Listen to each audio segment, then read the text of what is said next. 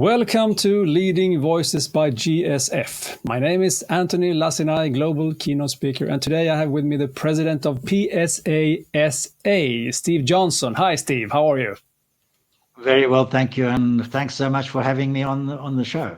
Of course. Now, PSASA doesn't stand for South Africa; it stands for Southern Africa. Correct? Indeed, correct. Yeah. How many countries are we talking about? Well, the Southern African Development Community, that is a federation of our countries, is 16 if you include some of those very, very small islands off the east coast, Mauritius and Reunion and Seychelles and those. Yeah. All right. So, I'm going to ask you very soon what's your vision is when you come in as the president now. But first, what is your occupational passion? What do you speak about? What do you share to the world? Yeah. What I am actually is a very old game ranger. Okay. I've been in the wildlife management game for just over 50 years in Southern Africa and managing some of the large organizations in the countries or whatever it is, or sometimes just being an advisor to the various departments of wildlife in the countries. And in that, I've gained a lot of experience at an executive level, learning about how organizations work. And so my passion in that is the psychology of organization, the strategic elements, the managing any change, organizational change. But in my speaking, I use my experiences in this wildlife situations I've ever had as metaphors in what I talk about. As I mentioned to you, I've just come back from 9 days in visiting some very remote national parks in Mozambique, in the southern area of Mozambique.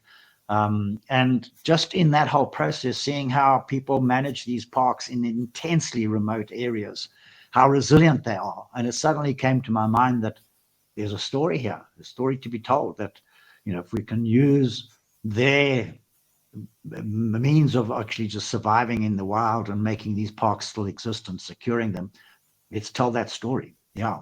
That's always a story. If you just start to look for the story, there's always a story. I've been fortunate enough to be at a couple of game reserves myself. It's fantastic. So I urge anyone who hasn't, check it out, to do it. All right. So you are now the president. Since when, by the way? When did you become president of PSASA? In the beginning of April. In the beginning of April. Okay. And we are recording this end of May, so 2025. And you will be that, is it for a year or 2 years? How long is it? 1 year. 1 year? Yes, okay. So tell me about your vision. What is it that you would like to achieve in this year? Perhaps I should call it tangible goals instead, but what is it?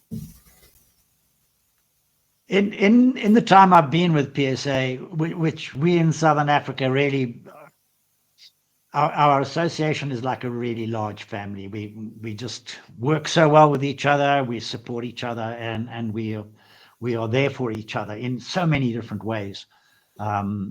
So in my acceptance talk that I gave at the convention, I just remarked very heavily on the aspect of us being a family and how we can take that to new heights. And the dictum I use for my 1 year that I have is that we need to step out, step up, and serve others.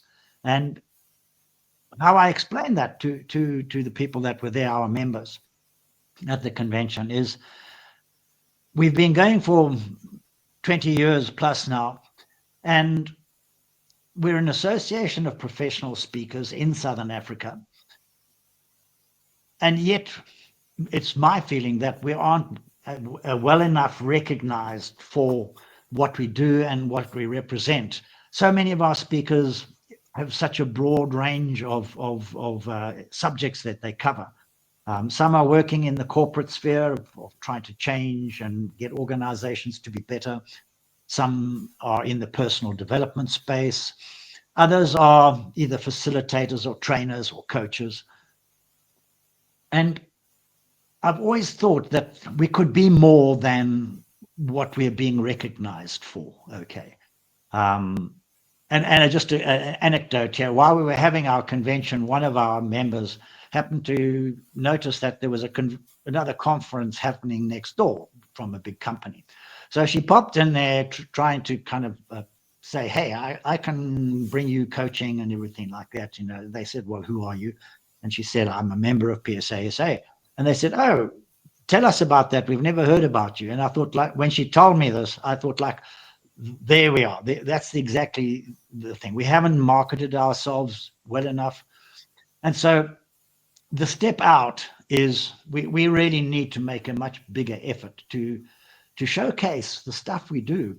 We've got some of the world's top speakers that are out there, Graham Codrington, Billy Lacinai, and the others. And so we need to do a much better job of marketing ourselves, and we need to individually also step out and get into the limelight and be known as individuals, but within the bigger association. And so in that, my vision is that we're going to put a lot of effort into marketing. And in our EXCO meeting, we've got a task team now set up just to work on the marketing side of things, whether it's the social media side or just the promotion and strengthening relationships with everybody that we should be influencing. Yeah, I wanted to get into that, Steve, because this is not an uncommon theme.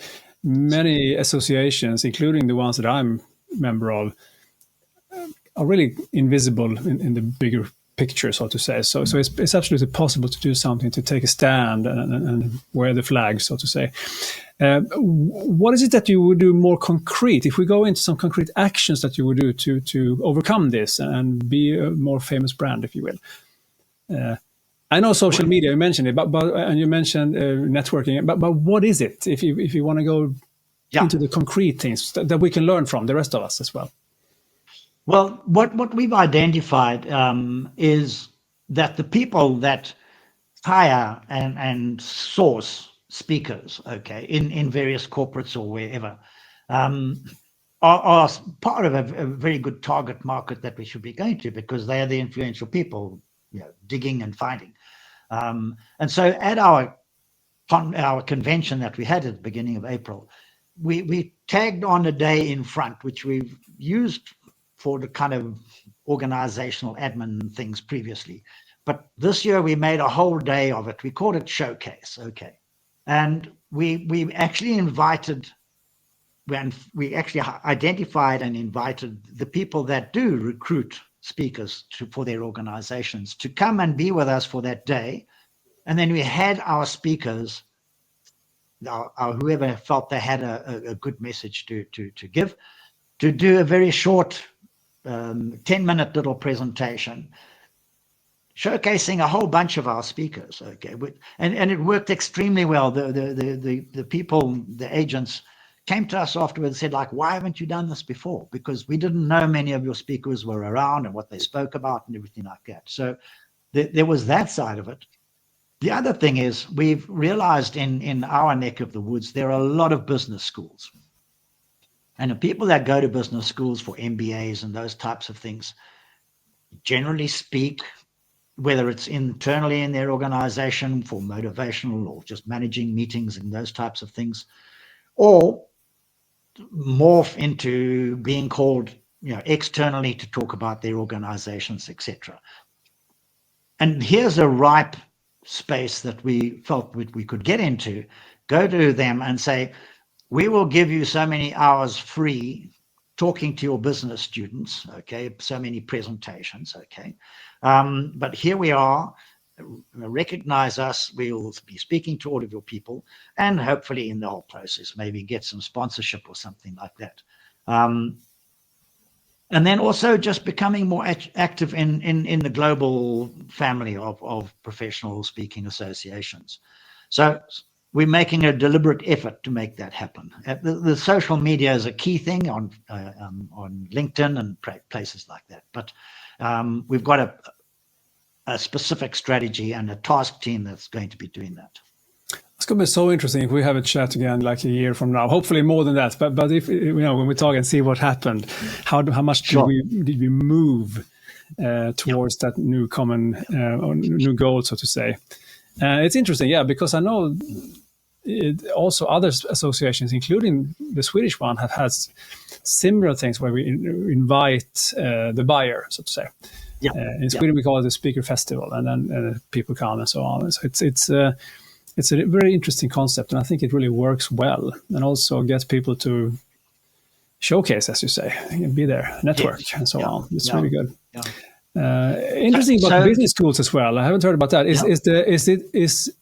Are you then training those people in the business school, teaching them on how to, for instance, speak, or is it like you give them speeches about your topics so that are in line with their programs? Which one is it? It's kind of both, actually. In that hour or two that each speaker and we're speakers within our association volunteer to go once a month or something like that, or once in a year, because we've got so many. So there we're advertising ourselves to that group of people. So when they go back to their organizations, they might say, wow, this guy is such a good motivational speaker. We need him in our organization. So we get those gigs, or those people get so interested that they join us. Okay. So we get both sides. We just playing the long game here. That's good. Yes. Well, that takes me to the stepping up side of things. Okay. And what I meant by us stepping up is, as an organization, we must up our game. We just really need to up our game. Okay. If we're going to be calling ourselves the professional speakers, we need to be in all aspects. Okay. In our values, in our ethics, and everything like that. But we need to grow as an organization and grow up and become the full potential that we have. So whether it's getting those people from the business schools, we've got a whole marketing thrust that we have at the moment, that is task team. But one of the innovative things that has come forward recently, and we're just about to launch it in about a week or so's time, we have our members, and they all pay an annual fee. And so we're providing them with an incentive. So the incentive is going to be that if one of our existing paid up members introduces somebody and they become a paid up member, then you get a 10% discount off your next year's membership fee. If you bring 2 people, you get 20%. If you bring 3 people, you get 30%. If you bring 10, you pay next year. And we can't lose. There's a no lose aspect of this. If they don't sign up, no one's lost. Where we are. If they sign up and they sign up and they sign up, we're just getting that additional aspect to it, and we're growing. That's not a very concrete thing you do. Yeah, very concrete. So our aim is to double our membership in this year. And we actually think we might even far exceed that, okay, because people have expressed the fact that they're very excited about it. Obviously, want to save money if you can. So I mean, it's a common way of incentivize people. I've seen it in other businesses as well. Yeah. All right, good. That was the step out, step up. What was it? One more, you said? Yeah, then let's serve others. Okay. And the serve others is something I've not seen concretely expressed in our association. Is why do we, each of us, why do we speak? We speak because we want to get paid. We speak because we have a message. But inherently at the back of all of that, at the fundamental foundation of it all, we want to do something that changes the world, whether it's piece by piece in an organization to make it better, operate better. We want to make today a better day, to have meaningful change today in every one of our talks. We want to leave the world a better place, okay? And so I specifically talk about legacy-based leadership, that we don't create a legacy for the day that somebody stands up at our funeral and gives a eulogy, okay? Your legacy actually is in the moment of every day, how you make people feel, how you relate to them, how you portray the values of being a good person and help them become better people if they need to be. And so that's fundamental in being servant leaders in our work that we do, is that there needs to be that underlying across the board set of values that and meaning and purpose that we have. So are you working on that specifically now, like you molding out, creating these, I don't know, value statements or yeah. Becoming more conscious speakers. You know, when we're saying something, it's with the intent of helping others and influencing others. To also be conscious about how you treat people, how we treat our environment, how we work with our general economy globally or nationally or even locally. Yeah. I can see that. Many of us are Sherpas, helping people towards climbing whatever mountain they I like that. I haven't heard of that one, but I love it. Yes, and I'm a climber, so I understand that. I used to watch our Sherpas when I climbed Mount Kilimanjaro, and I was just amazed. We were doing this once-off little feat in our lives, and they did it 5-10 times a year. You know, so yeah, we're Sherpas. Yeah. I like it too, so that's why I'm using it. All right, so Global Speakers Federation, 17 at this point when we record this, a couple of more coming in. We'll see. What would you say is your wish, if you will, or the value you can see, or the action you want to see when it comes to the Global Speakers Federation and its possibility to help an association like yourself? I think there's two aspects to it.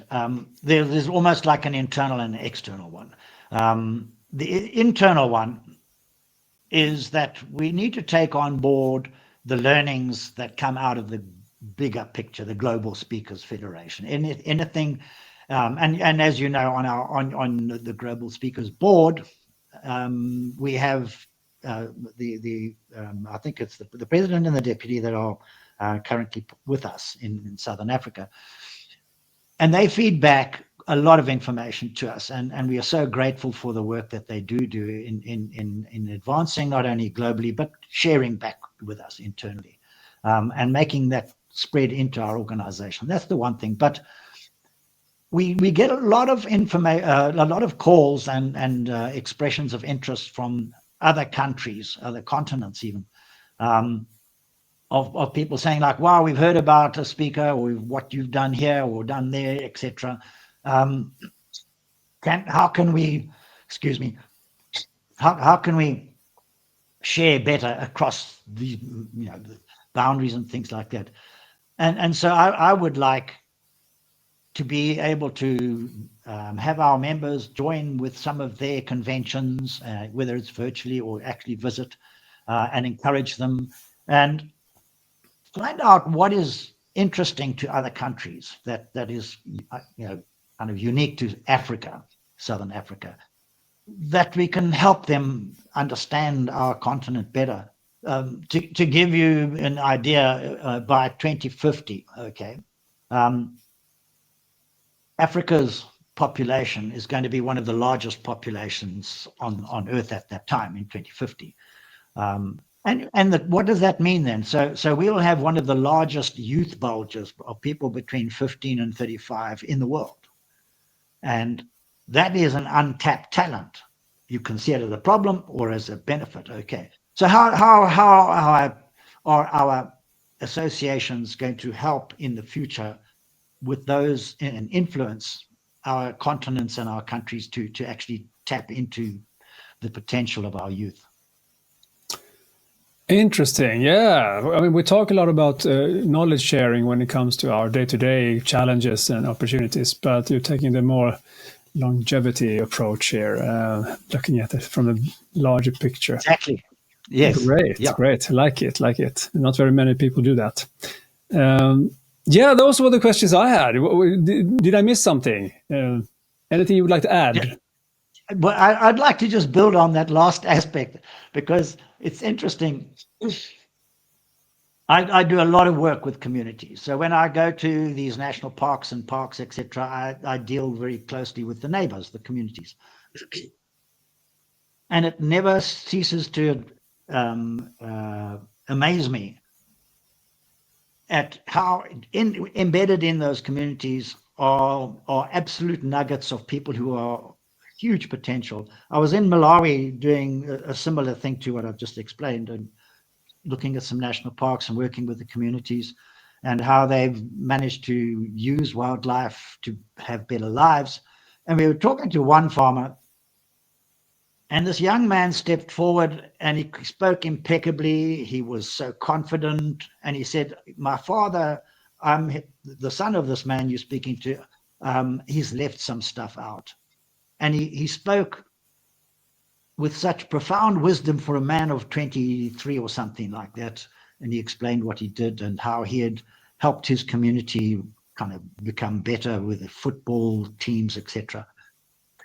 And it struck me at that point in time that here was somebody of that age in a remote rural part of Malawi that had a future vision. Because I actually said to him, wow, you speak so well. One day you should be the president of Malawi. And he said, I've thought about that. I know, and I just love the confidence. And inherent in the youth, that potential, okay, is if we don't influence them to have the proper values and intent and meaning in their life and purpose, they can be a problem in the future. Let us rather turn that and create that influence and be influential to pick out those nuggets and help them to make our world a better place. A call to action to all of us. What a nice way to end this conversation. Thank you so much, T, for being part of this. Fantastic. And thank you for asking me to be part of it. Okay. Good luck to everybody.